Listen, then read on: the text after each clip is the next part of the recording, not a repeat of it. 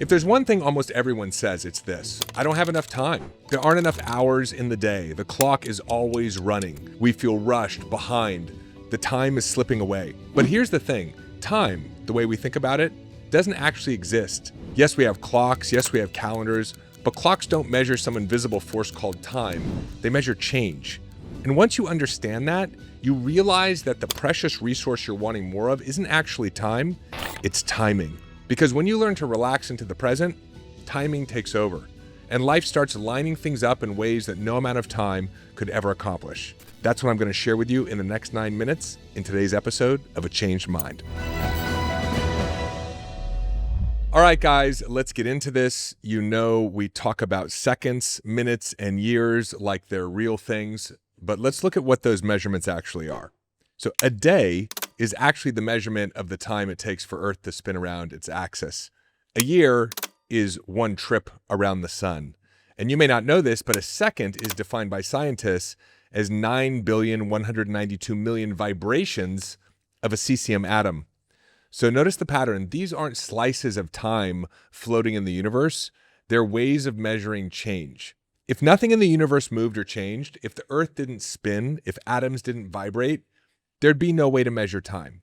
So time is not a thing. It's a story we've layered on top of change to help us organize life.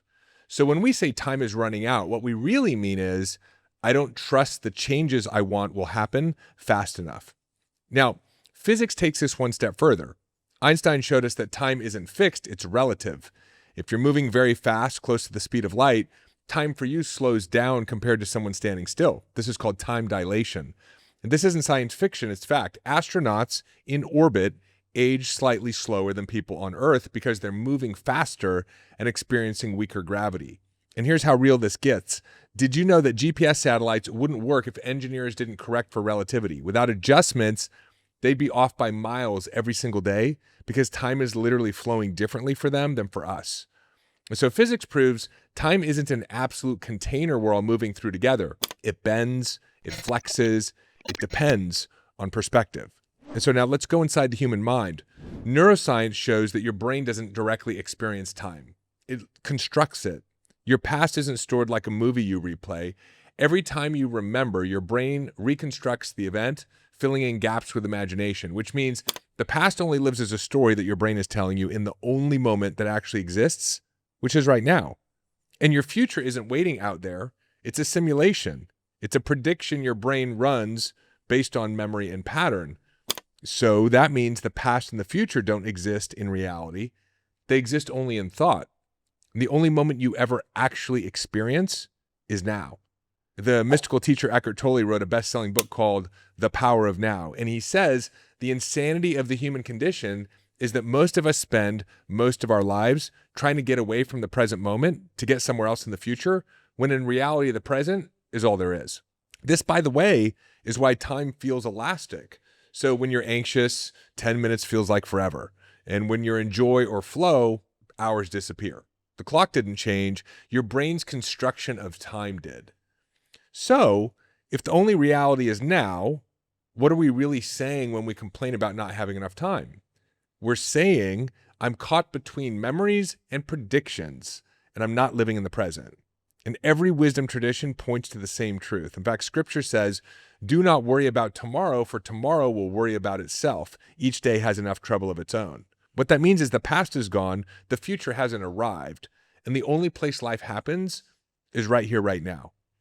And that doesn't mean don't plan. It means hold your plan lightly, because the only place you'll ever execute anything is in the present.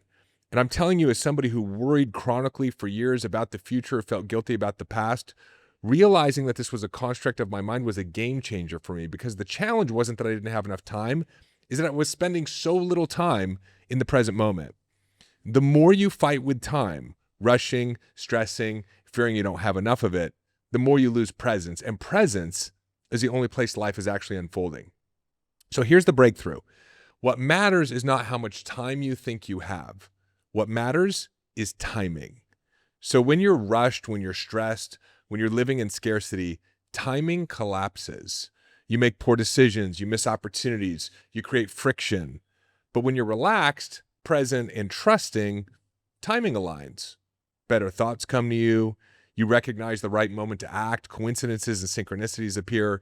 Life starts to feel efficient, not because you have more hours, but because you're in rhythm with how things want to unfold. So think about rushing out the door when you're late. You spill your coffee, you forget your keys, you hit every red light. Stress consumed the time. But when you're calm, the lights turn green, the meeting starts late, and you walk in right on time. That's timing. So timing isn't luck. It is the natural result of being in harmony with the present. So how do you live by timing instead of chasing time? I'm going to give you 4 distinctions to help you align with the power of timing. Distinction number 1, distinguish urgent from important. So urgent things must be handled now. Important often unfolds naturally, and you can't treat everything as urgent. That's the trap. Your mind will try to make everything urgent, but does it have to be done today? And if the answer to that is no, it does not have to be done today, then take it off the urgent list and get the urgent things done first. Eventually, you'll get to the important things. But in order to experience presence, separate urgent from important. Number 2, leverage Parkinson's law. So you ever have something simple to get done, a work project or a house project, and notice that however much time you give to do the thing will suck up all the time? That's Parkinson's law. So Parkinson's law says the more time you give something, the less efficient that you'll do the thing, and it'll suck up all the time. Well, the opposite also works. If you give yourself less time to do something, you'll do it in a more efficient way. So if you feel like you don't have enough time, remember that time isn't real, and just do the thing in the time you perceive that you have and watch it get done. Because the problem isn't that you don't have enough time. It's often that you're wasting the time you have worrying about not having enough time. Distinction number 3, trust the great plan. So a lot of times we start our day thinking we know what needs to happen, and then life has other plans. In fact, that's most days, right? Immediately let go of what you thought needed to happen and work with what is. So work in the present moment, because life has a different plan. And the way we waste time is resisting what is and thinking that our day should be going different than it is, and that we needed to get other things done. And this thing just got in the way of it. Trust the plan as it shows up and humble yourself to what is. The 4th distinction is practice harmony, not hustle. So action is necessary, absolutely, but rushed action wastes energy. There's a lot of hustle culture out there right now. Hustle doesn't get you results. Harmony does. Harmony is root cause. So harmonious action creates timing, and that's what we're after, not time. Better thoughts, coincidences, unexpected support. You activate timing by being fully present, relaxed, aligned. This multiplies results. So let's put this together. Clocks measure change, not time. Physics shows that time is relative, not absolute. Neuroscience shows past and future exist only as thoughts in the present. And spirituality shows the only real moment is now, which means time is an illusion. And the fear of not enough time is actually irrelevant. The truth is, you can't run out of now. You're always here. And when you're here fully, timing, not time, becomes the key to everything.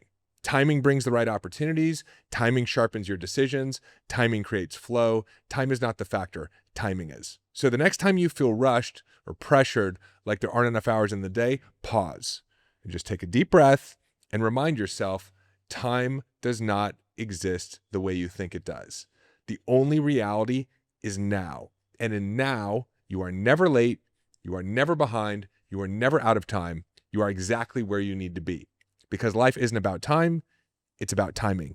So hey, I hope you love this episode as much as I love sharing it with you. If you haven't yet, subscribe, leave me a comment or a review, send this episode to somebody who needs to hear it. And hey, now that you've got all the time in the world, take a second, that's a zillion cesium atom vibrations, and jump on over to davidbear.com, subscribe to our newsletter, join the community. I'll send you a 4-part free video series on how to transform your beliefs, not just about time, but about money, about success, about life, and about yourself.